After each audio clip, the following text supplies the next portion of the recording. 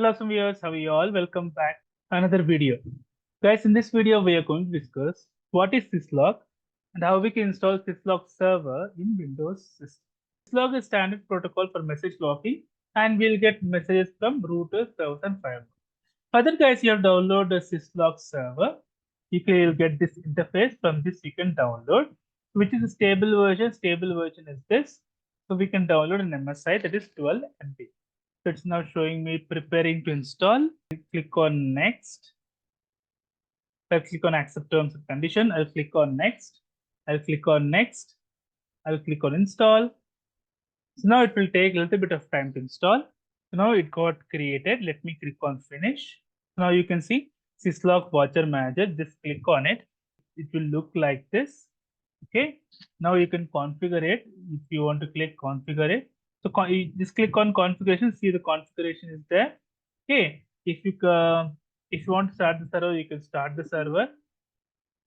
It will actually reports you all the things which are there. If any messages are received or not. Okay. So now you can stop the server for a while. Now, let me show you one simple Python program. Let me open the command prompt. Okay. So now here I can run Python syslog. So let me go to desktop. So now it says syslog message has been sent to this address. So let me go here. Let me start the server. We should be able to see the logs. So there is one message received here. So if I go to server logs here, we go to the storage, you can see one message is received. If you can open that message, it will be there like so you can click on view this message. Now this one will come here. So it is from 127.0.0.1.